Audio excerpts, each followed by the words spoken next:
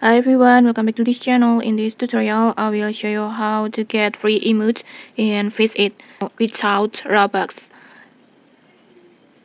So yes, Fisherman now has an emote feature, and the good news is some emotes can be bought using only in-game skins.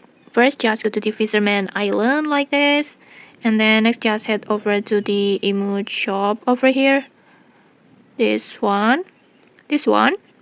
And then just talk to the NPC and then just tap on view emote store like this. And inside this shop you will find several emotes that you can buy with regular coins like this, which means you don't need Robux at all to get them. Just tap on buy, for example like this,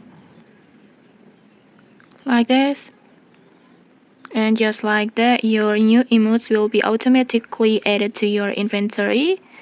Add the emotes, this one, and then you will get the new emotes that you already buy like this. And okay, that's how you can get multiple free to play emotes in Fish It easily. If you found this helpful, don't forget to like, comment and subscribe for more tutorials. Thanks for watching and see you.